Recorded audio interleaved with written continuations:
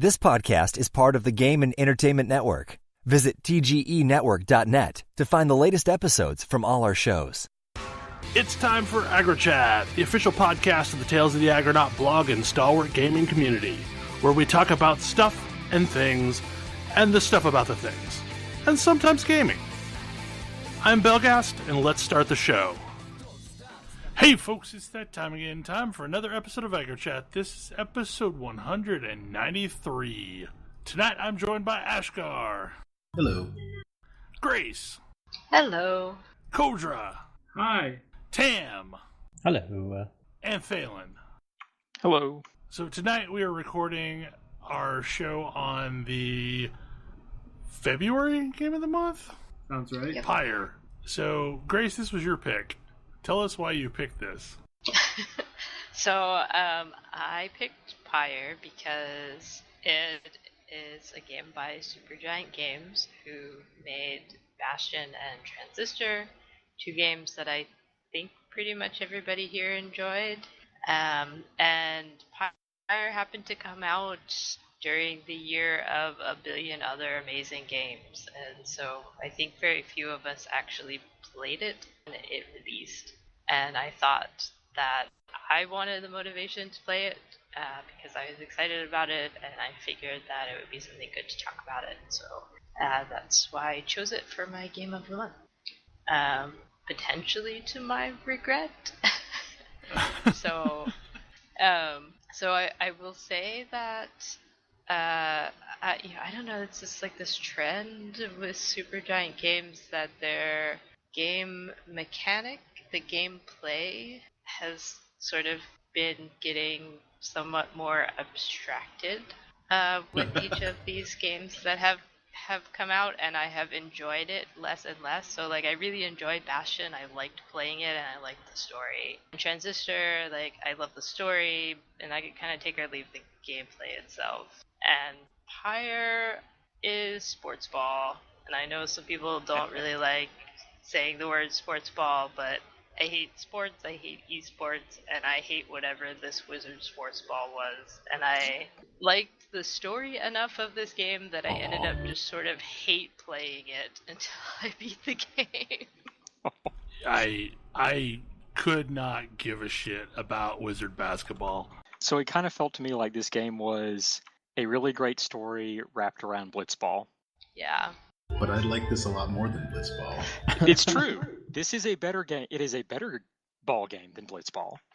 I didn't like Blitzball, though. So, Like, not even a little bit.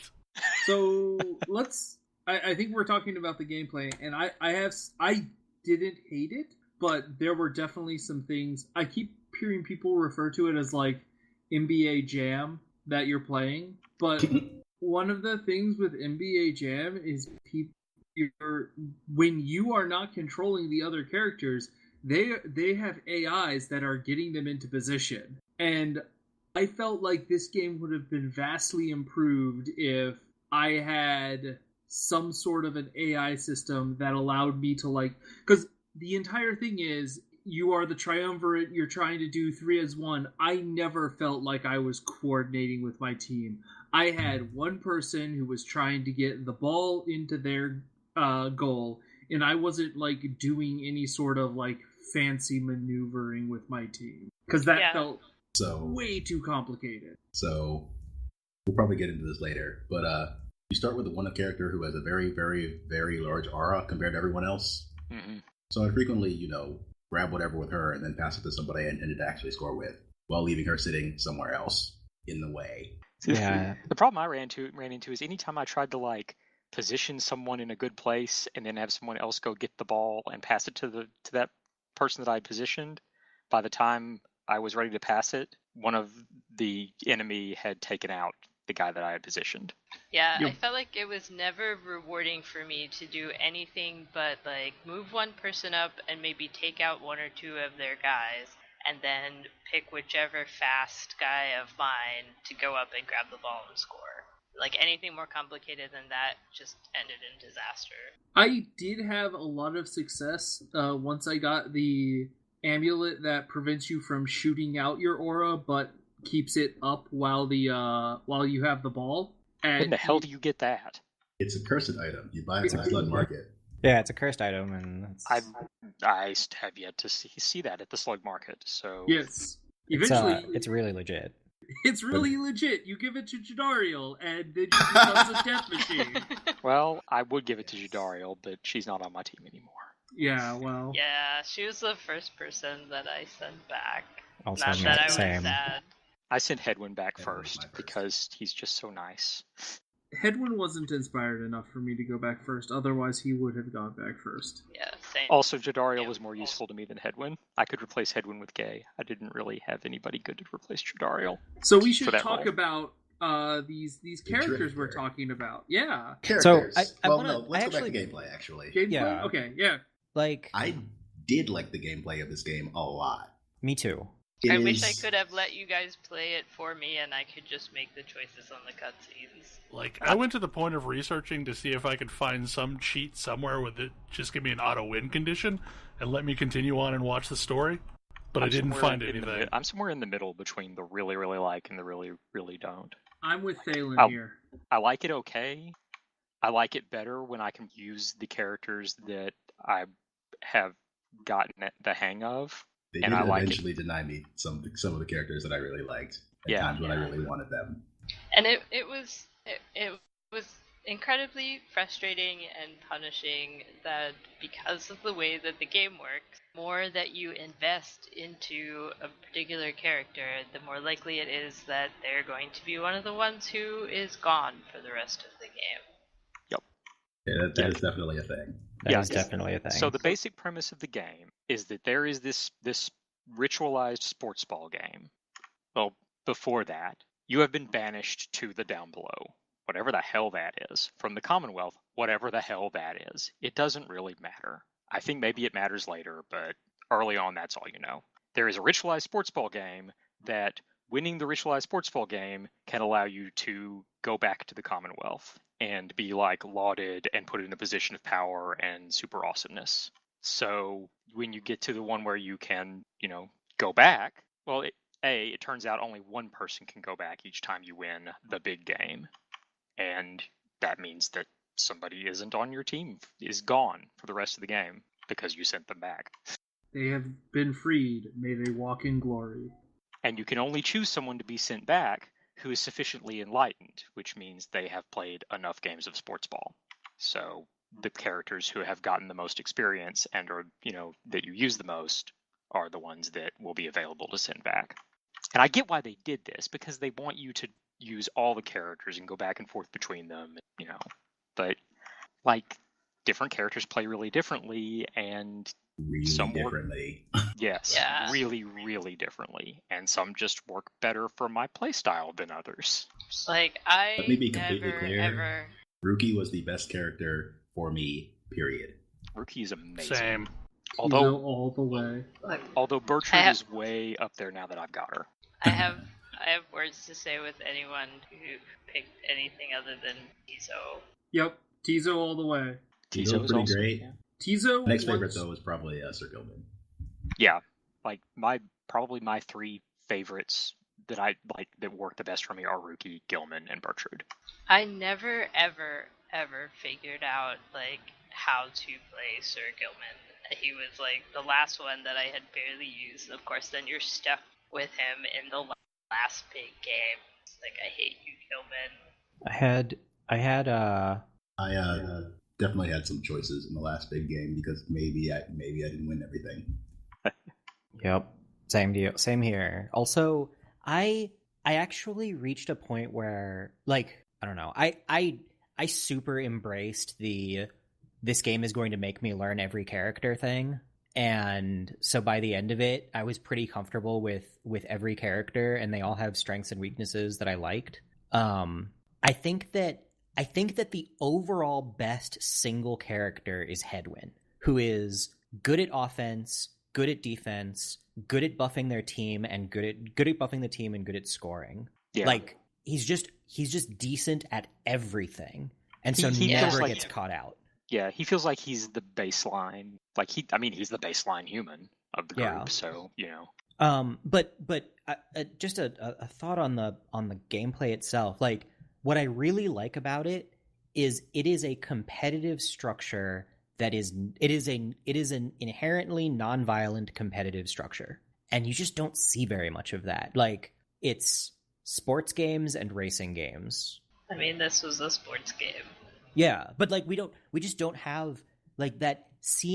We have plenty of like non-violent games, like puzzle games and exploration games and so on, but like I never see outside of racing the like racing analog and the sports analog, where you have like an abstract goal that is opposed by some other person or group of people. Like, there just isn't a competitive every competitive non-violent thing I can think of is either racing or sports. And I can't think of a single other thing that falls into that like abstracts into a game. It's really interesting because one of the, like, when you look at board games, one of the most popular competitive games is just economics. Who can make the most money? Yeah, but that's still, I mean, I would argue that falls into the racing category, but yeah, like, but it doesn't, like, the conceit. I felt like it was a game that I felt like Pyre really, really, like, pushed that for me, where you deal with a lot of people who, if it weren't for the rights, would happily knife you. Yeah. And they do not like you, and they would be happier if you were dead, but because of the sports metaphor, they are not going to fight you physically or harm you physically, because that would ruin things.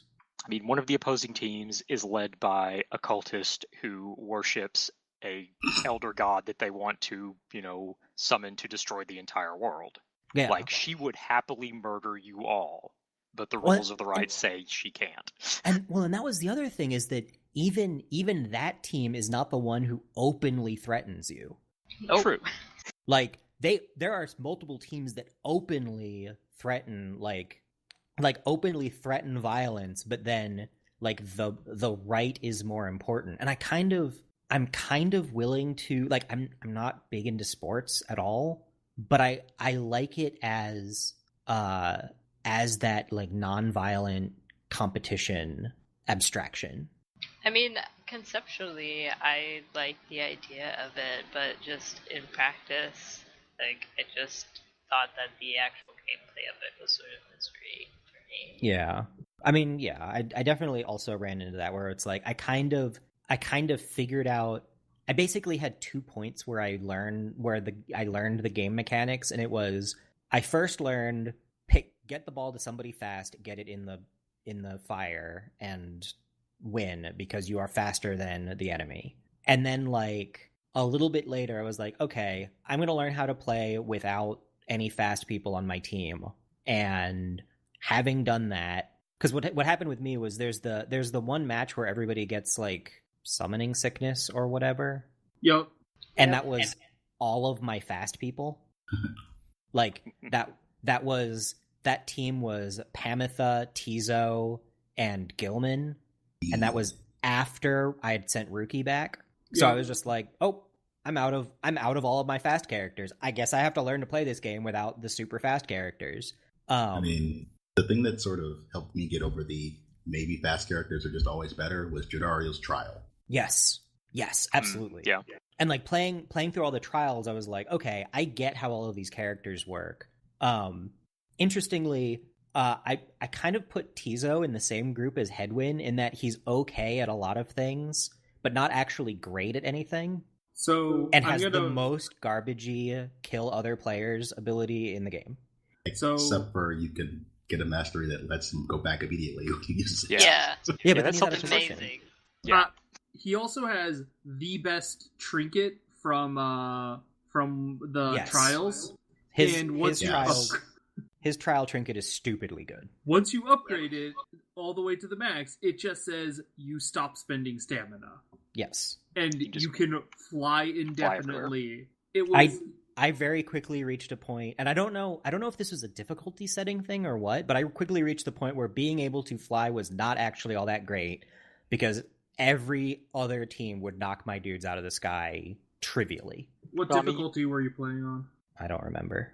I mean, Okay. you still got to try and dodge people, but you don't have to worry was... about auras, and it gives you a way to get around stupid like saplings that the saps drop right on top of their pyre. Yeah. Well, and you can also You can also just jump over those. I was going Well, to say, that you can too. infinitely hop around very quickly if you Yes. want, if you don't want to fly, which is also super useful. Which is Yeah. very fast. It's super fast. Tizo just stops caring about his speed, actually. The other character who stops Jesus. caring about their speed eventually is Volfred.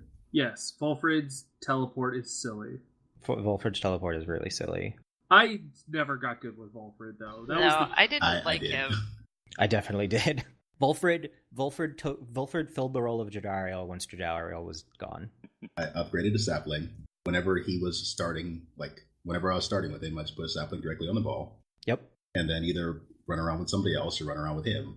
After your opponents run into the sapling, you just put on the ball because they were rushing for it. And I have the upgrade so that if he dies for any reason, he creates a sapling back on my pyre, so you're not gonna score easily. I actually really did like Gilman a lot, just because his jump was incredible. Yeah. Gilman's jump is very good, even without his trinket. Well, and he also has the mastery that if you banish somebody with him, one of your banished guys comes back immediately. Yeah, that was lot of use out of really that. great for Gilman, especially because it would let you bring back somebody even if you were like playing a person down because you just scored.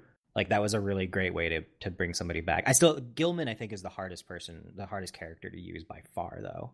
I really don't agree because his jump is incredibly good. His jump is incredibly good, but he's the only character where his current speed matters for the jump. So I spent a really long time thinking that his jump was garbage because I wasn't getting running starts and I didn't realize that was necessary.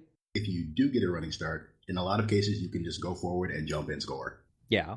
Granted, his glory is not great. It's 15, but I was going to say, I got him up to dealing 20 damage a score. Yeah, by the time I realized that was a thing I could do, I was dealing with teams that would very aggressively block that kind of play and just like hop to block you. Well, I'm glad I was playing on easy mode also. But like, I want to go back to the trial thing because I again was sort of frustrated that I wanted to do all the trials because I knew that basically gave some key upgrade to each of the characters, but also some of the trials were kind of misery, and it required me to spend even more time playing sports ball instead of enjoying the rest of the game. So I ended up like basically trying the trials with each of the characters, and if I didn't get it on the first try, I said screw it and moved on. Yeah, I can see that. I only found like a handful of those upgrades to be super amazing. I liked Ruki's a lot. I used Tizo's, and I liked Bertrud's. Bertrud's is great. That's why I like her so great. much. That Like, and I her think- leap. I think Bertrud's is key. I think Tizo's is key. I liked Pamitha's, but I didn't really felt like I needed it. It was just nice. I never got hers. Amaze was okay, but it wasn't like super exciting. I think her trial was after Jodariel's the one I struggled the most with. Pamitha's. Note to the listeners, you've heard, I think, Faye and Ome, and there's a character whose last two letters are AE, and then the first part of it is a bunch of things. Achievements refer to her as the stowaway. Yeah, I had Song- actually wondered if I just happened to guess the right answer, or They're if all it right. was. I assumed they were all right, Yeah, they're all right. but that means that they recorded her name, every single possible name for her, They So, did. because the narrator, the announcer, does refer to her by name. Yes. They sing in songs she's referred to as the moon-touched girl. Yeah. Possibly for syllable count reasons. Probably. She also has the best character theme in the game. Yeah, it's We'll get to that in a bit, I think. I don't know. H. Manley Tenderstoff has a pretty great character thing. That guy is a complete and terrible person. Like, Yes, he I- is. Ooh, But I love boy. his theme. which guy? Manly. The fancy. Oh The God, fancy I sap hate joke, yeah. that guy. Oh yeah, he's the worst. He's the absolute worst. But so that being said, the characters are amazing. Like every single character in this game is so well designed. I think. Yes. Supergiant Games. Yep. That's what they said they wanted to do. I mean, it was great. Like I wound up liking every single character in the Nightwings. Yeah. Like by the end, even the ones that I was like, oh, okay, that's okay. Yeah, like as much as I hated Gilman's gameplay, like he was a great character. I think the only character in the Nightwings that I didn't care that much about one way or the other was Volfred. Yeah, I was really unsure about Volfred when he joined, and I like him okay now, but he's... Everybody else is great, and he's okay. I liked playing with him, and character-wise, I just sort of liked him okay. Well, he is responsible for the plan. The plan. The plan. This game does a thing like Tyranny did, in which it highlights some words and hides usually an explanation behind the word if you hover over it. I love that. It hides additional meaning behind the word if you hover over it. I think we talked about this when Tyranny came out, but yes, more designers do this. This is so good. Great. It's so great. Also, it was great, used to great effect with Tizo, who is a little imp and doesn't actually speak, but every time he makes little noises, you can mouse over it and see exactly what he meant to say. It's so great. I love it. I love Tizo communicating is delightful. Tizo is delightful. Like, I will fight you. Basically, like, Tizo is my buddy, and like once I had him, the entire rest of my game revolved around what can I do that will make Tizo happy, and that's what I'm gonna choose. Like every choice that I had. Oh, does Tizo want to go fishing? Let's go do that. Yeah, Tizo wants to catch fish. Let's catch fish. Tizo always wants to catch fish. Pretty much. Spoilers. He hates them and everything they stand for. He was my first character to rank 5. That's the funniest. So, just some general commentary about the game, since I haven't said much yet. The world reminds me of, like, a story being told in a 1980s era heavy metal magazine. Like, everything about the world and the art design and the setting all reminds me of that Mobius era of graphic novels. And it's glorious. Yeah. I just wish it wasn't in this game. Like, there's nothing at all I like about the gameplay itself. I love the world. I love the characters. I just feel kind of robbed that they had to waste this perfect setting on this game. Like, it would have been an amazing role-playing game. I would have loved to have played Tyranny in it, just not Wizard Basketball. It is an amazing role-playing game, just with a non-traditional battle system. Yep. I just wish that there was a mechanism to play this game without the battle system. Like, just choose, do you or do you not want to win this fight, and then move on. But although, it became interesting because there were some points during the actual matches where people were speaking to you and, like, other points of story were coming through. Yeah. But boy, I wish I could have just skipped the gameplay. I think the first time I, like, because you play through the rights multiple times, and the first time I went through the rights, I sat there and thought, this would be so much more exciting and interesting if this was just like a 3v3 arena fight. Like, it seems like it ought to be. Like, make it like actual combat and make more sense. And it wasn't, and it seemed weird. And then, like, for me, it was the second time around when I ran into the Fate again. Because, like, we didn't murder them, so we just beat them. So they're back around next time. And, like, because they were back around next time, they talked about the last time we battled, and they had, like, opinions on it, and there was development, and it was like, I can decisively win against these opponents, but then they can come back and they can have learned from the last time we battled, and, like, there's, like, this continuing back and forth. I really loved that. I don't know how it would be possible to achieve that without the sports metaphor. Because I get it. It's like, it's basketball. If you don't like basketball, it's going to feel really dumb. But I just don't know I don't know what... I mean, it's a fantasy world. Like, all they would have had to have done was respawn the characters because they're their penance isn't over because they lost, so they don't get to die. Yeah, and they continue coming back. That they keep coming back. I don't know. Like, it doesn't take a huge stretch for that. Like, I mean, fantasy games have plenty of nonsense hand waving that we could have just done that, and it would have felt instantly better. You keep saying that, but I really did like it. Yeah, I mean, I'm in the same boat. I understand. I ended up watching a playthrough because, like, after the third match, I just couldn't do it anymore. Like, it felt so pointless and meaningless, and it was, I don't know, I just could not push through it.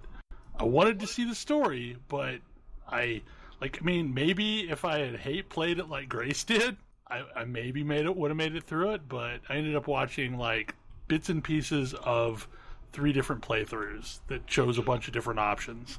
Yeah, I mean, part of the reason why I played it was because I actually, I got through maybe 3 or 4 matches. I was like, screw this, I hate this. I just want to see the story. And I started watching it, and I realized then I am beholden to somebody else's choices. And I actually cared about these characters and was interested enough in the story that I wanted to be able to make my own choices. And so that's why I sort of forced myself through it. And, I mean, I think it was worth it, but I would give anything to get most of those hours of my life back and just be able to see the story with my own choices. I spent a lot of time playing sports ball that I could never get back. I am, however, really glad that at least some of you guys enjoyed the gameplay, and I was sort of hoping that, because I would have felt incredibly awful if we had all just flat out hated it like I did. So I'm sort of reassured that at least some of you actually enjoyed the whole package. I think it might be my least favorite Supergiant game from a gameplay perspective, but that's because I really, really love Transistor, and I think Bastion is great. So I feel about Bastion the way Grace feels about this game. Yeah, that's fair. Like, I have never been able to play through Bastion's story. I have listened to the soundtrack, but I've never been able to play through Bastion's story because I am bored to tears by its gameplay. Yeah, and I think Bastion's probably the most pure fun that I've had playing a Supergiant game. Yeah, Bastion's gameplay is by far my favorite of the 3. I appreciated that this one had sort of that similar mechanic of you can ask various horrible gods to bless your enemies and increase your experience. And I just had that too. noped the heck Seems to right be a out thing of they that. like a lot.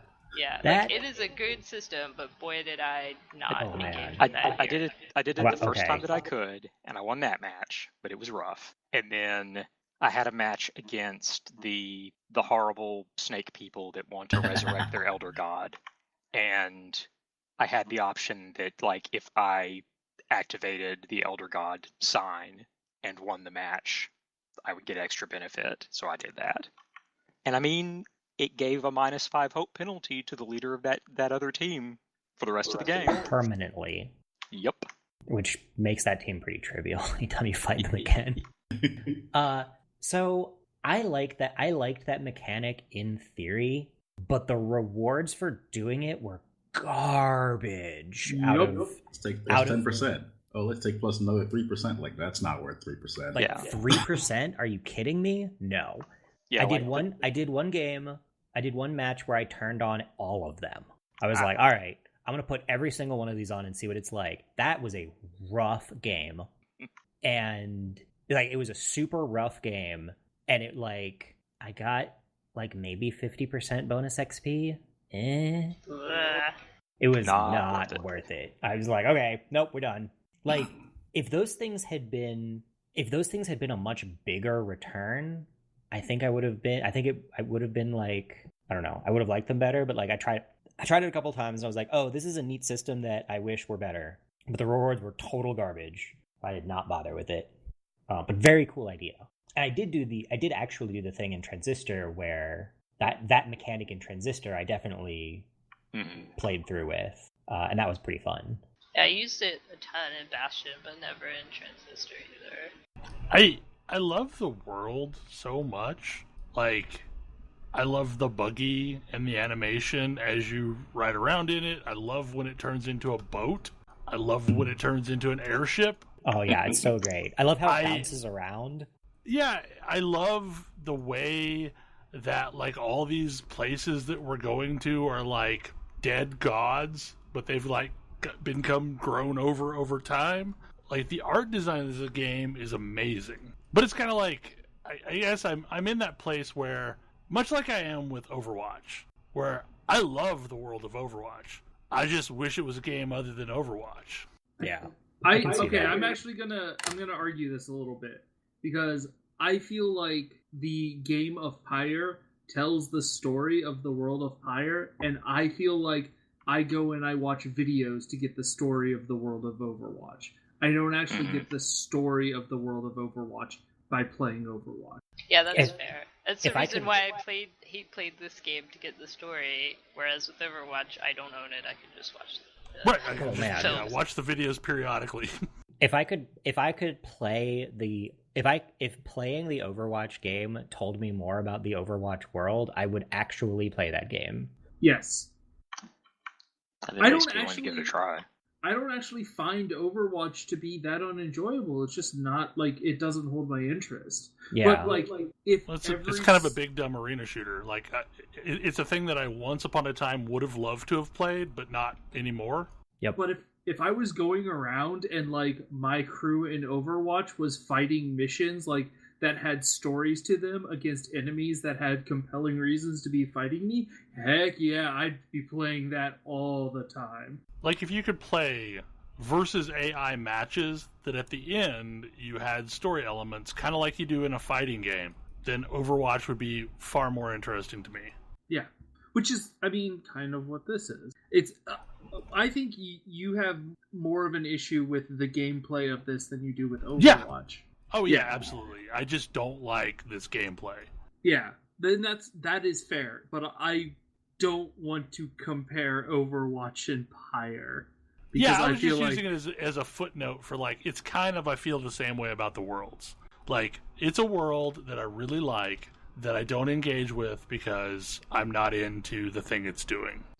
Do we want to talk characters? I just want to talk about Tizo forever. I did want to bring up, it was mentioned before, the people on opposing, leaders of opposing teams who would happily, murder you if they could.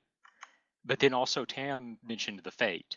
Yeah. Which is the opposing team led by Doggy Daddy, who is just wonderful, and I felt bad beating him in the Liberation Rite. I didn't. I strongly considered letting him win that fight. So this game, I have played games where if you fail and keep on going, the game will keep on going, and I have never ever done that. Like, I know that the game will keep on going on. It'll register like, oh, you lost that one time, and I've never done that. I did it for this, and I did it for the Fate. When it comes to Liberation Rites, I lost one and I threw one. I did not lose any Liberation Rites, but I threw one. I threw 2 games the entire time. I had the Fate in my first round, and I had looked at the standings, and they were like way down at the bottom, and they were never going to make it up. And so I threw the game I had with them so that they would be the one I fought in the Liberation Rite, and then I threw the Liberation Rite, and I would absolutely do it again. Especially because it was like beautifully perfect, because that was the round I was going to let Faye go. And so I had nominated Faye to lose against the Fate. You know who does not mind one bit losing against the Fate? Well, and who doesn't seem to really have any particular desire to go back to the Commonwealth? Yep. I mean, once you lose that one, she has a reason to go back to the Commonwealth. She does. And I made sure she got back. Oh man, I feel like there is a story about Faye I don't understand. I didn't get to see. Oh man, yeah, we should go through characters, because like they're all so good. I don't remember the order you meet them.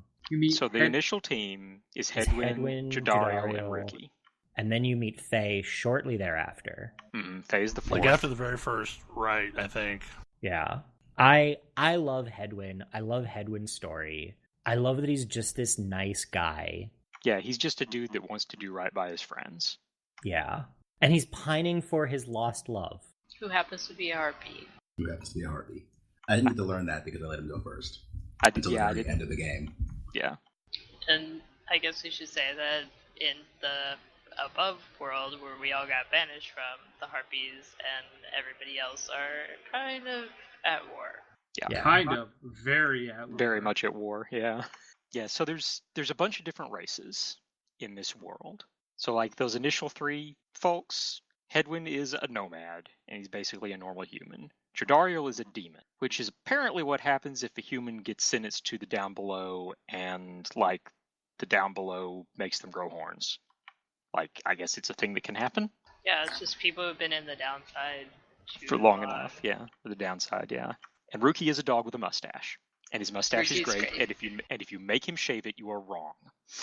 He's amazing. Did anyone make him shave it? Yes, I made him shave it. Oh, you're a horrible person. I didn't. No. Okay. What? No, you're a horrible person. That's it. He was asking me if it made him look like suspicious. I was like, yes. Yes. No. Get out. No, it makes him look amazing. Man, I'm hovering my mouse over kicking you from this channel. What? He's amazing, and he's adorable. He is amazing. And he was very amazing without that ridiculous mustache. No. Oh, man. I mean, it's very rarely that I'll say someone is just wrong, but you, sir, are just wrong. Yeah, Kodra's wrong. Oh, wow. But, and then there are the worms who are, that's where Sir Gilman is, and they're like ocean-going, one-eyed snake people. Worms. They're worms. They're worms. And apparently they are born by the thousands and have to like compete against each other to advance. And They're like this crazy knightly army. Yeah. And so Sir Gilman is like the stereotypical paladin, and he's great. Though. But also he's he so gets heart-eyed. enthusiastic about everything. He does. Yes, he is very tsundere. And his heart-eyed graphic is probably the best one in the game. Also his angry graphic, actually. You meet him the first time you go up against the worm team that I'm blanking on its name. But the leader of it is an utter and complete coward and is awful, and so Sir Gilman leaves them to join your team. Gilman abandons them, and it's amazing. Being a stereotypical paladin, he struggles against this for quite some time. Yes. You have creepy snake people who live in swamps and do alchemy and things. And that's what Bertrude is. And she's in love with a tree man. She's in badly unrequited love with the tree man. Yes. But it's okay because he knows. He knows, and they actually talked it out like adults. It was actually amazing. And like that was one of 2 scenes that really made me come around on Volfred. Yeah. Because Volfred isn't a dick about it. Yeah, he's just very much like I'm sorry, and I respect you, and but I don't feel that way, and I wish it could be otherwise. The Pyre Heart is the name of the worm team. Yes. Which I never remember because it doesn't seem fitting. It doesn't match up with ocean-going worms, but yeah, Volfred is a tree dude, and he is the mysterious, blanking on the word. I mean, he starts out as like the unknown patron of your little group. Yes. And then eventually you meet him, and then eventually he actually joins the team. Yeah, and like the very first thing he does when you meet him is he's like, "Oh, good, thank you for your service. You won't be needed anymore." And so I didn't really like him for quite a while. Did anyone take him up on his offer? I let my teammates speak up on my behalf. I didn't like fight him immediately on it. I did. No, we're definitely in this thing together, and I'm not leaving. I'm not going anywhere. No, I was like, if y'all want me gone, I will go. And Hedwyn was like, abso-fucking-lutely not. Yes, Hedwyn was very strong. Came out strongly on that one. Because Hedwyn will do anything for his friends. Yep. Let's see. You have Gay or May or Jay or any other number of possible A names. I'm pretty sure I called her Thay. Who is a savage which is a human, but a different type of human than Headwind. And she's like a wild-haired girl who is fixated on the scribes, which are basically the gods, but appeared based on the stories, like were regular people who set up all of these rites and everything and became worshipped as gods. It's all very strange. They were also the first exiles. Yes. So you're So leaving presumably out they Tizo. existed at some point. Well, because Also- Gay comes... Yeah, we'll get to Tizo. But Gay is innocent and always excited and wonderful. I love how just happy she is to be a part of things. Like, she's just kind of happy to be there, and she's sort of sad when all of her friends leave, but also happy for them that they got Yeah. to go back. I was not certain about sending Faye back, but man, am I happy I did. Because she goes back and has a pretty decent life, and it works out. But it's adorable, depending on what other choices you make, which we'll get to. But Yeah, yes. I felt weird Yeah. about sending her back because I never let anyone else win the final right. But she actually still had pretty decent life back there. Things worked out surprisingly well for her. yeah, she's lucky, weirdly. Among other Yeah. things. I mean, also that. After her, you run into Tizo. Tizo. There's a driver, has the type who have been driving around your wagon since the start of the game. Yeah, like little critters make your wagon go. He's a tiny imp ball with wings. And I would say that he has his happy It's so great. that little happy face is probably the best art in the game. Little happy Tizo. And Sir sad Gilman- Tizo. Sir Sad Gilman's Tizo Hard Eye heartbreaking. is probably the second best, but Happy Tizo is the best thing in the game. And It's so so I good. just devoted myself to making him happy. Sad Tizo is the heartbreakingest.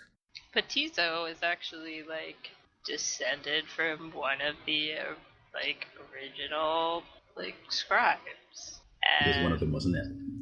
yep, weirdly. And Tizo has been around long enough to see the whole arc of the story that you encounter. So when you first run into Volfred, Tizo knows exactly who that is because they're old friends. Yeah, because Tizo's been on the wagon for ever and ever. And Also- Volfred was a Nightwing back in the day before things happened. You also have one more member of your party. Pamitha. 2 more members of your party. Yes, Pamitha. Pamitha is a harp, which is a harpy. And she's there because she might have sold out her sister who was going to do awful things to the Commonwealth. And probably get herself killed in the process. Yes. And so, after she sold out her sister, she tried to protect her sister, and the attempts to protect her sister from retribution got her exiled and her wings clipped because the Commonwealth is awful. Yep. I really liked Pamitha. She grew on me. I didn't quite know what to make of her at first, but by the end, I was pretty happy with her. It takes a long time for her and Jadariel to make up.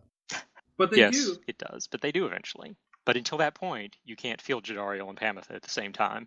Maybe. Oh wow, really? Oh, Yeah. like, yeah. Jadariel being the first one I sent means I did not see a lot of Jadariel. Yeah, same. Yeah, because Jadariel was a frontline soldier for the Commonwealth. So Yeah. she has a real problem with harps. Maybe I- Pamitha shouldn't have said, it's probably because you weren't there that we managed to collapse the spire. I mean, that probably That didn't help. Probably didn't help. It was. Did you know it was probably your unit that we massacred? That they might not have gotten along very well at the start. She gets along great with Ruki, though. Yeah. Apparently they drink like fiends. I didn't ever get to witness this. But finally, you have Tarek, the lone minstrel. Minstrel. For the first part of the game, he's just asleep in your wagon. Apparently, he's been asleep in your wagon ever since Headwind found the wagon, however long ago that was. And then he wakes up and vanishes. Mostly he exists to talk cryptically at the gatekeeper, and perhaps pine cryptically for the gatekeeper, and also to make sure that you have the coolest musical theme for liberation rights. Yeah. Wait, who? Tarek? The lone minstrel. Oh, The lone yeah. minstrel. Also, yeah. his instrument hanging in the wagon is the way that you can listen to any song on the soundtrack that you've previously heard. Asterisk. Tarek and Celeste are great. You can listen to any song, but it's him playing it on the lute, so it might sound a little different. True. If you try listening to the theme of the Dissidents, it'll be very different. You mean it won't be metal? I mean, he tries, but all he's got is a lute. This is actually something you should do. It's really funny. Yeah, each of the opposing teams has their own theme, and the Dissidents, being the team of curs, which is dogs, led by basically like a hyena, has a very metal theme. It's pretty great. I listened to the soundtrack long before I'd actually played the game, and so their theme is called Thrashback, and it stands out compared to every single other thing on the soundtrack. It really made me wonder what it was for. It fits. It fits. But yeah, like, all of the characters are, like, you get to spend a lot of time with the characters, and you get to spend a lot of time with the characters interacting with each other. That part is so great. Yeah. Oh, there is one other character on the wagon, which is Sandra. I love Sandra. Oh, yes. Sandra. Go ahead. Sandra's so great. Like, I wish I could help her. Mm-hmm. And so I did, as much as I could. I mean, I actually, like, ultimately, that was a romance option for the reader, so I took it. Mm-hmm. I definitely did not talk to her enough to have that open to me. Yeah, somehow I missed that. Yeah, like, at the end, you can take the orb, and in you can take the orb, because, like, if you've talked to her enough, she asks you, if you will take the orb because the rites are ending, no one else is there, no one else is gonna need her, she's gonna be all alone, and she wants your company. And then, like, in the ending thing, when people are, like, talking about all of these characters, when you click on her, there's this, like, a bunch of flowery language, and then, like, she cuts in after that's done and is like, wow, they got everything wrong, didn't they? It's so great. I love it. And then it's like, if you humor her, your comment is like, hey, maybe they didn't write the truth because it would be too lascivious for them. Like, yup. So to be clear, Sandra is a blind 800 and some odd year old ghost in a rock. Yeah. She's been stuck giving advice to the Nightwings for basically since the fall.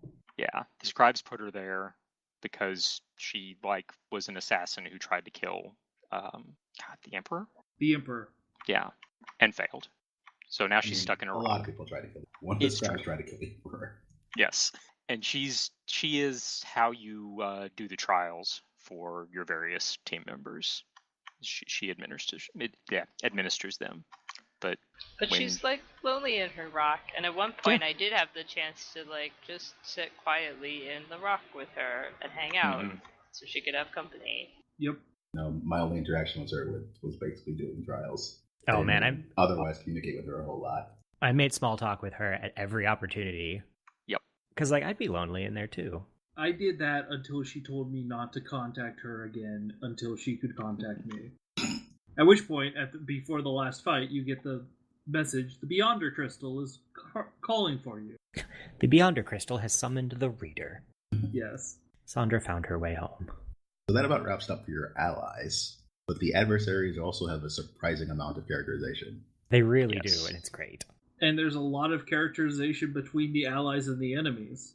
I'm curious, did anyone have it in such a way that Ignarius and Jodariel ended up on the same side at the end of things? Nope. No. I feel like she would not have given him the time of day. No. Yeah. Like, it's interesting because she might have. It mentions in her final If you thing talk to that her after that, then, like, maybe, but she like, in her, like, her final message, it mentions to me that she like regrets that she didn't pursue anything with him. Oh wow, mine definitely did not say Mine that at definitely all. didn't. Yeah, mine did not say that.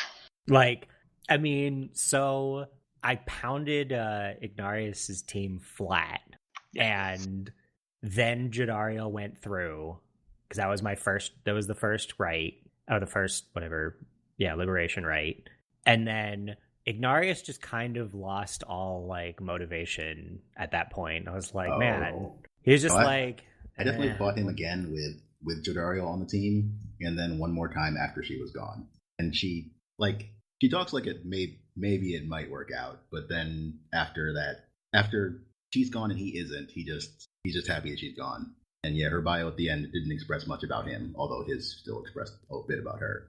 Yeah, I mean his was clearly smitten with her. I did not get the impression that she gave even a single care. Yeah, I'm not sure. Like mine did mention him in Jadariel's, which was interesting. Like I feel like I'm curious because I also didn't have Pamitha and Tamitha end up on the same sides. I intentionally made sure that didn't happen. So that was the one that I lost not intentionally. When they start cheating? I mean, yes, they start cheating, and I lost. They start cheating so hard, don't they? Now, yeah, they do. I almost lost that, but Tizo saved the day because Tizo is a champ. Same. That was the. I definitely should have had someone up front who could jump immediately, but I had Pamitha up front or Tabitha up front. Yeah, that was the one where I had just been like learning a bunch of different characters. So when I fought them, I was like, "All right, Harps, bring it." Turns out an interesting thing happens if she goes through. Oh. I have no idea if the ending I got depended entirely on that or partially on that. Well, definitely depended partially on that, but we'll get there. Definitely had a strong influence on the ending of the game. Huh. In that final battle, I was using Pamitha, and in fact, Pamitha was the one I was sending through. Actually, no, I don't remember who it was I was sending through. Anyway, Pamitha was definitely in the battle. And like partway through that fight, Pamitha is like, reader, please let my sister win. Nope. Sorry, Pamitha. Your judgment is faulty. Yeah, no. I didn't intend to lose that one, but I sure did. With like their Pyre at 10 health. So one person that we haven't really mentioned yet is someone who used to be on the Nightwing. Oh, that poor guy. Yes. So Orlac, like, he used to be on the Nightwing. He actually won the rights and he was the one who was going to be sent back. Yeah, like he was ready to go up, and one of his teammates screwed him over, knocked him out of the way, and went in his place. She died in the process, and he like fell off a mountain. And apparently died. Which is when Sandalwood quit doing the rights. Like buried the wagon, went into hiding. No, when he did that, because of the nature of the Nightwings, nobody else could ever go home during that time either. Yeah. Yes, the Nightwings are a special team. Like they're the team that gets to fight in every liberation right because they're special. You are playing as the fighting game final boss. Yeah. But so whoever else gets to the final liberation right will always be going up against the Nightwings. So while the Nightwings didn't exist, there was no opponent for them to fight. They couldn't be liberated. Which is kind of strange to me now thinking about it, because I had at least one instance where my opponents didn't show up for rights, and we just like slammed the ball and said we won. Did anyone else have that? Yeah, near the end of the game. Yeah. I think they force you to go against a triumvirate who is fairly low in the rankings, and even if they beat you, is not going to make it to the top. So they just don't show up. Yeah. For me, it was Manly, and I was glad to see that guy not show up. For me, it was the Fate, and I was like, oh, the first time that he like usurped them, and I was like, what have you done with Dalbert? I was about to say there's no way Doggy Daddy wouldn't show up. Oh, not the later. Yeah, the later one. Later one where there's somebody's just a no-show, complete no-show. No, that was me. Like I was going to fight them, and Dog Dad was not there, and I was like, oh no. Yeah, and it even comes out and says, like, that there's no way, like, do you really think that, based on his honor and, like, his sense of the scribes and everything else, that he would just not show up? It was sad. General structure of the game is that you go through some normal rites, then eventually you face the top ranked team in the liberation rite, and then you wait for the next cycle of rites. And over the course of the game, this sort of starts to break down. Cycles start getting shorter. The stars start to vanish. Bad times. So now I am curious, at the end of the game, did you win your last match? Did you force someone through? Who did you go through? So for my last match, I was out of people who wanted to go back. I sent Gilman back. I guess I had Gilman. I had Gilman, Bertrude, Volfred, and Tizo left. And I nominated Volfred because, like, maybe he can make the plan work. And also, there's some poetic justice in Volfred and Tizo going up against Orlek. There was a lot of dialogue in that one. I think he talks a lot regardless. But I did put Volfred in that one. Yeah. And I was out of people who wanted to go back, so I had Bertrude, Gilman, and Tizo at the end. And I decided that I was going to send Tizo back because then he could be with most of his friends. Yeah, he wanted me to go. But I ended up letting Orlek go. I ended up going myself. Gilman wanted me to go. Gilman wanted me to go, but I told him to go anyway. Tizo wanted me to go, but, like, I thought that, like, Orlek had been totally screwed over and kind of deserved to go, and also then I could stay with Tizo and I would be happy. I waffled back and forth on Volfred.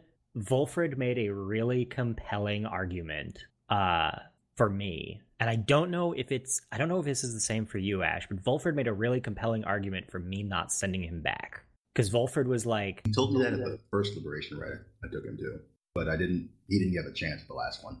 Which bit are you thinking of? But earlier, like before the last liberation rite, he tells you that he wants to stay on this side so that he can, help the plan from here. Oh, so he told me that before, and I was like, okay, fine. But then at the end, he was like, when he hands the decision off to you, he was like, please don't send me back. I know the plan isn't going well. Oh. He was like, I know it's going to become violent and I don't want to see it. Please don't send me back. I was like, oh, okay. Well, I don't know if that was a function, and he's not wrong. Did your plan go violent? It did get violent. It worked out, but it did get violent. So that thing I mentioned earlier, Amethyst ended up going back. This causes the plan to get real violent. I imagine so. But it also causes it to end quickly, so not a whole lot was lost. And the surviving nation it ended up pretty well for basically everyone who made it over to the other side for me. Yeah, so it got violent. So it got violent. In my case, it got violent, but Pamitha went back and found Fikani Shang and led an attack that was then abetted by Hedwyn, and they made peace with the Harps, the new nation. So I actually had a completely peaceful revolution, and Fikani and Hedwyn were like leading the charge. Yeah, like they were one of the instigators rallying the citizenry. Yeah, mine was completely peaceful, and it was basically like you had enough of these different heroes who went back, and like from all the different races or not all, but like a bunch of different races from the land, and they like rallied the people behind them. Everyone was fine. Yeah, mine got violent, and they were going to lose against the Commonwealth until the Harps showed up. So the other interesting thing about mine is because I sent Orlek back, like, he was a doctor, and when he went back, like, he became a doctor again, and like went around helping people. So like I felt pretty good about, because I was like waffling on that decision, and I was like, no man, he deserves this, and like it worked out well. Yeah. One of the playthroughs I watched was to basically throw every single match. And it gets bloody. Like that is bad news for everyone involved. And it eventually ends up in a successful revolution, but like everything burns in the Commonwealth. Oh. Yeah, I can see maybe 3 of the opposing team leaders like being okay to send back. I mean, obviously Doggy Daddy. Sure. All the rest, But he doesn't actually go back. not so. Oh no. man, that was brutal to watch. Doggy Daddy does not go back. Oh. Dalbert. Doggy Daddy sends his son back. Yep, Dalbert, because you can't steal it, but you can't give steal it? liberation, but you can have it given. And Dalbert pushes Almer into the portal. Oh. This would also be why she has somebody on the other side.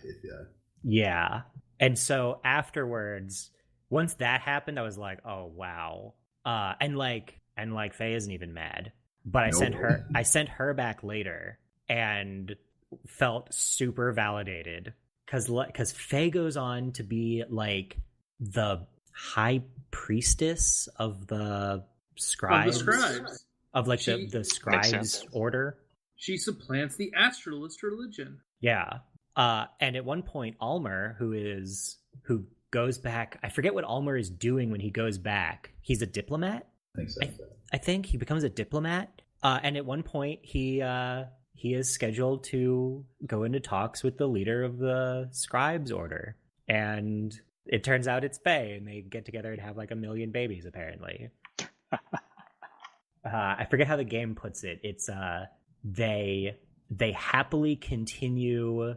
What is Dalbert's name? Dalbert's Old Heart.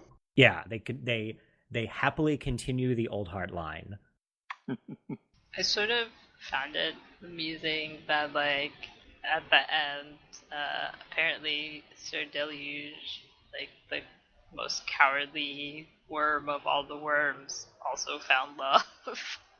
They're like, this part of the sea is now full of worm spawn for some reason. Good for him. Is that when you sent Gilman back? Or no? I did not send Gilman back. I like that Gilman back, but I still got that message. I like that Gilman becomes a monk on the mountainside, but like also terrorizes that guy forever.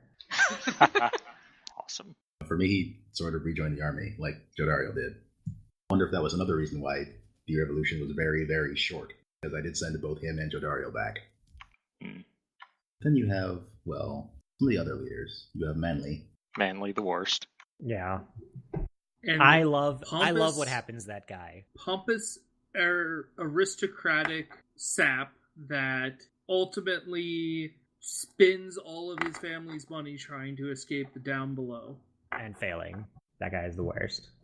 That guy is the worst. So I'm curious, if you go back, like, what happens to the reader if you go back? Because obviously I have no idea. If you go back, as the reader, I go back to basically the end of the revolution, and they build you a library. Weird. Where you can teach people to read. Did you say you were a professor? No, I did not. Oh no, I said I was a scholar. Okay, I didn't say I was a scholar. I said I wanted to live a life, like a peaceful life, and so I lived a peaceful life. I got what I wanted. Yeah. I got to have a library and teach people how to read. I guess maybe it sort of happens either like in some fashion on either side, because like I said I wanted to like go sailing, and I ended up like doing that on the downside. By the way, good choice sending Orlick through, because he does not have a happy end otherwise. No, he doesn't. Nor No, does he doesn't. nor does anyone else in the Nightwings. Who you don't send back? Well, No. no. They have a happy life, but they have to watch as he like flings himself from the mountain. Oh yeah. So one of the things that was interesting was in the super bloody revolutionary version where you sent nobody back, everybody that gets left in the down below just kind of has a generally happy life together, roaming around without the rights. It does seem that maybe things weren't all entirely that bad in the downside without the rights. Mm-hmm. Like, Barker Ashpaw is definitely doing better post-rights than we did with them. Yeah. Barker Ashpaw gets a good. I like his ending. I'm like, okay, you're nuts, and I'm absolutely never letting you win one of these. But It works out for him. yeah, he's Also, like, all right. the guy who runs the slug market. Yeah, Yes. he has some rough times. Related though, if you ever asked to ride in your wagon, the answer is no. Whoops. Yeah. Yeah, that was a mistake. That was a mistake. So I'm curious what happens if you don't send Rookie, but I think we all sent Rookie. Is my second one. Yeah, it was Yeah. also my second one. The vendor starts selling all of the weird stuff that he sold in the downside to the Commonwealth or the Saharan, whatever it's called, Saharan Alliance or Pact, and just makes ludicrous amount of money with the help of Rookie, which is really funny to me. And this is how It's the name of that. Does the name of that country change? Yeah. Republic for me. it might be the Saharan Republic. The Saurian Republic, yeah. Something like that. I got the Saurian Republic. Side note, I liked the slug market guy, even though he got mad at me because I kept looking at his shop and never buying anything. I didn't have that problem. I at least I always bought bought lots the of Stardust. Stardust. I was so broke by the end, like I spent all of my free time training people and had like no cash. Oh yeah, See, that's- I got I never 80 collected back more from money. every from any exile I sent back. Yeah.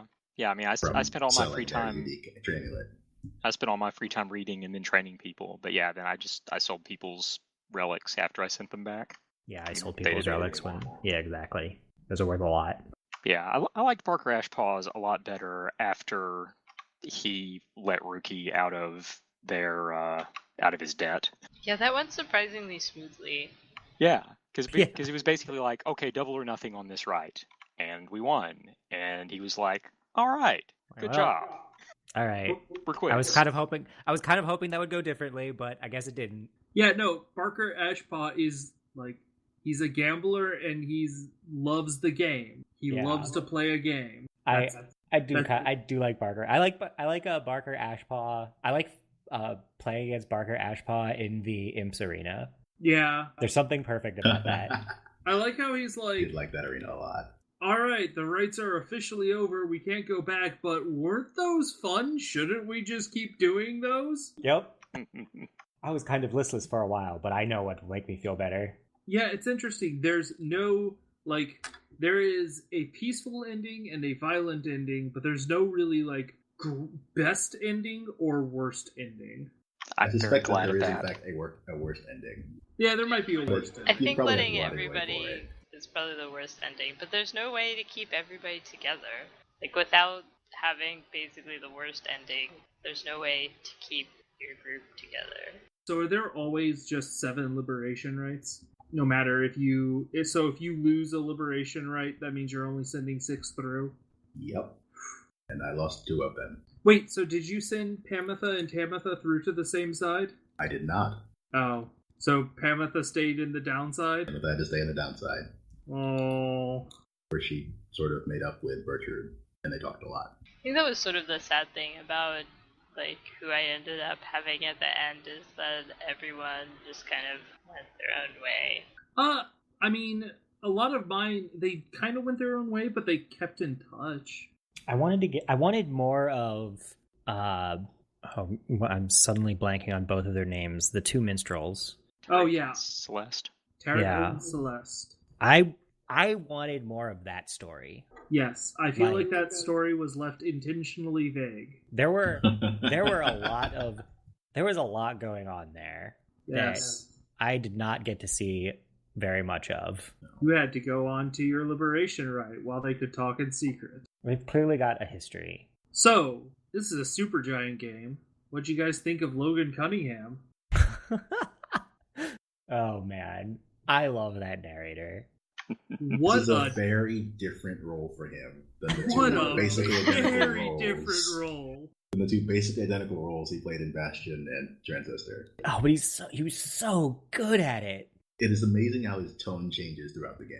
Yes. Yes, Yeah. it's amazing.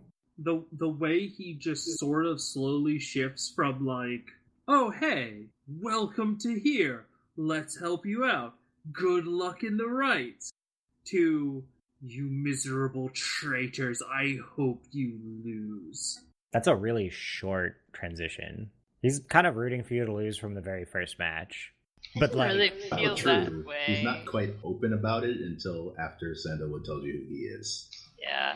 Yeah. Well, at that point, he gets really vindictive about it. I mean, he's kind of jokingly not rooting for you at the start of the game. Yeah. Like he sounds like he's equally not rooting for everyone else. So, like there's some matches where he does root for you. Right. Like, even if he goes people. abrasive, right? And it's the snake people. He's like, I really don't want you to win, but they really need not to win. But they're worse. And he almost seems like he starts to get more like nice about it until Volfred joins, like as an actual Nightwing player, and then it just takes a downturn and goes downhill from there. Didn't you read the book? You're supposed to attend The Voice. The Voice can go fuck himself. Yeah, right. Wilfred will eventually tell you the Voice is a former member of the Nightwings and the current Archbishop. He maybe doesn't have a lot of interest in your plan's success. Oh no. Well, and it's fairly telling that he's so that's what I'm looking for. He's so uptight about the concept of someone being a traitor. Yep. Yes. Like, really? Projecting much? Well, that was after his time. What, the bit where he succeeded the trial and immediately became the arbiter of making sure other people don't? Well, no, not that part. I was more referring to, the actual fall of the Nightwings. Oh yeah, no, that was after his time. But no, Yeah.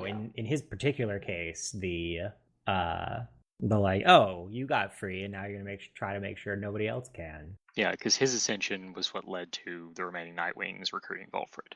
Him freaking out and losing it at the very end was delightful. He was not What happy have with you this. done?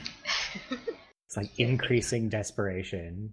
Like, and just the realization that, like, the end, he's almost kind of given up because the revolution is already at hand. There's no stopping it. It's a very different role than he's used to playing, and I really enjoyed it. Yeah. The other large contributor to sound design on the Supergiant team is Darren Korb. I knew I was playing a Supergiant game within the very first moments. Oh, When- amazing. Every single, like, progression through the UI added a new element to the song that was playing in the background until it became this beautiful, like, modern Western sound that was going on. Oh, I loved it. The music, some of the stuff that is going on in the music for this game is absolutely brilliant. There's a lot of integration between the actual moment-to-moment play of the game and what is happening with the soundtrack. I mean, let's be clear, like, the soundtrack on its own, without any context, is already pretty amazing. But in the context, in the way that it unfolds with the game, is just perfection. I love the Liberation Right music. That's like the singing from Tarek and Celeste over whatever the theme of the team you're fighting is. Like, that's awesome. It yields some weird results sometimes, but is generally awesome. With, like, lyrics about those teams, yes. Well, and A little strains. more than that, actually. It's also strains of that team's theme. Yeah, oh yeah. That they managed to blend in the not the Rebels, Barker Ashpaw's team. Dissidents. The Dissidents. That they managed to get the Dissidents theme to work with that was kind of amazing. I didn't fight the Dissidents in the Liberation Rights. I didn't either, but they put all the variations on a soundtrack, and it's amazing. It's pretty great. The normal soundtrack only has the very first one you hear, so it hides that secret. It hides some other secrets, too. Speaking of songs that have many variations, how about the final song of the game? Oh god, I can't listen to that song just casually. That song wrecks me. And that song basically walks through every single one of your characters and says what happens to them. Yep. Which I think may be different for every single one of us. Yep. In a lot of cases. There's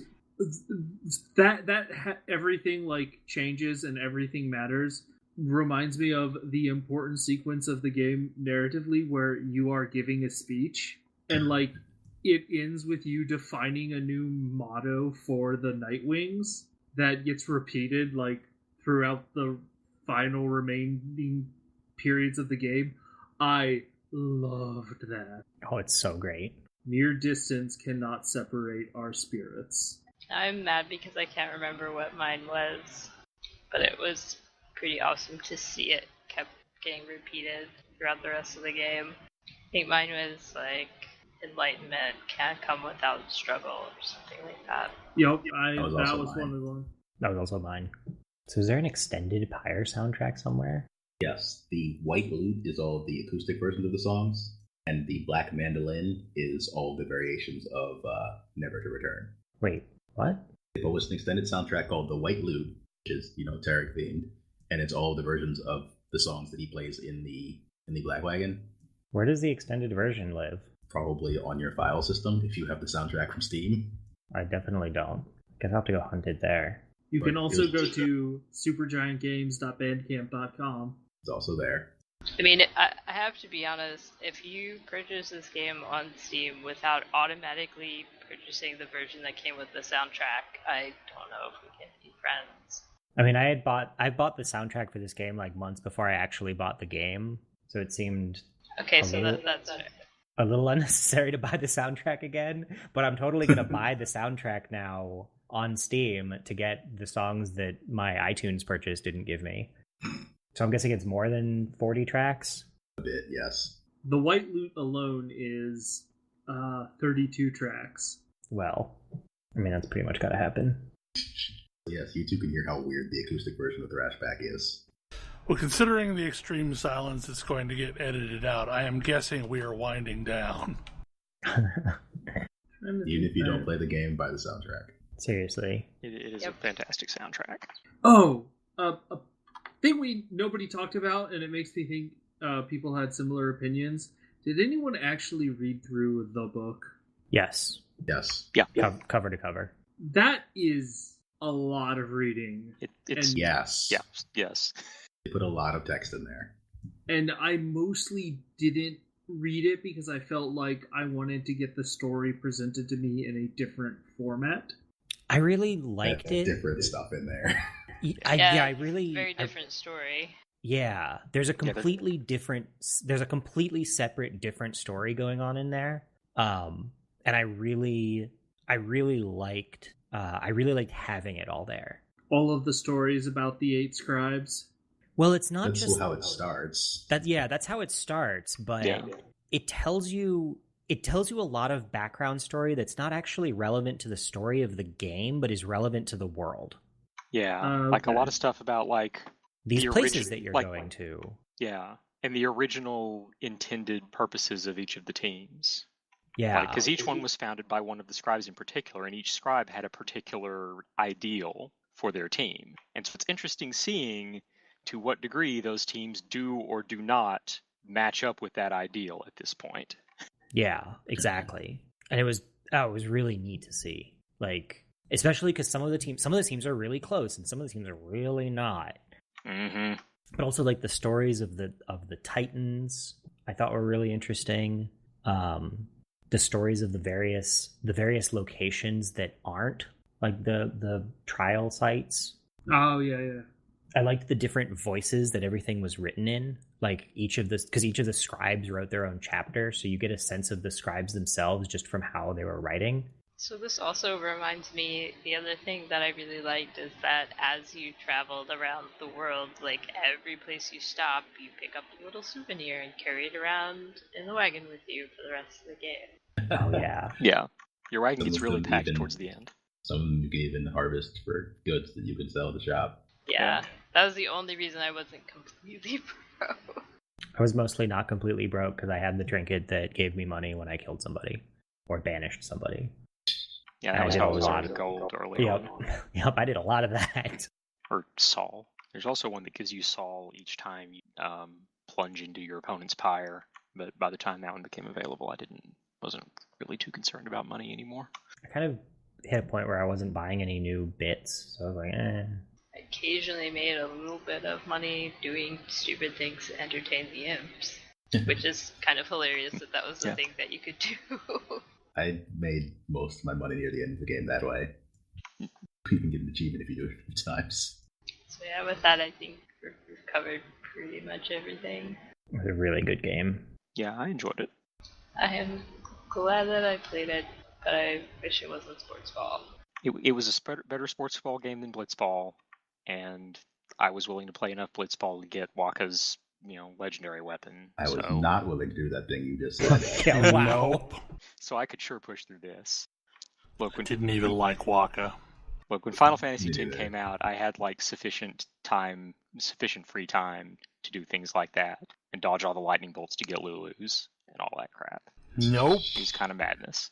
I think it's a really great story and a really great game world, but not a good game at all. But we have a kind of vast array of opinions of it here. Tizo forever. Any final thoughts before we close things down? I don't know why I doubted Supergiant. I shouldn't have. Please, Supergiant, make something that's not Sports Ball next time. I mean, you can pretty much guarantee that they're not, because they do something radically different with every one of their games. Yeah, and I don't know what their next game is. I assume it will have a narrator and a really great soundtrack, and beyond that, I have no idea. Whatever it is, I'm going to buy it. I'm going to at least try it, but it's proved that they can go in a place that I don't want to follow. Anyway, we will be back next week with a normal show. But before Should we tell them what next month's game is? What is next month's game, Thalen? Next month's game is one of the games that I had on my list for best games of last year. It is The Sexy Brutal, which is a murder mystery involving time travel, think Groundhog Day with lots of murders. Also, a great soundtrack. And a great soundtrack and a great art style. And yeah, I'll be interested to see what everybody thinks about it. It's a stealth game where you're wearing tap shoes. It's great. Every stealth game I play where you're wearing tap shoes is amazing. Are there more than one? Thief? You wear tap shoes in Thief? No, not really. You're really loud, though. Your basic footsteps are louder than stiletto heels. It's insanity how loud your basic footsteps are. But yeah, play that along with us, and we will record a show on that in a month. As far as next week, we return to our normal shows, so... Stuff and things, yeah. Probably some Monster Hunter. Probably some Monster Hunter, yeah. Anyway, hopefully you enjoyed the show, and we will see you again next week. Good night! Good night. Good night. Tizo forever.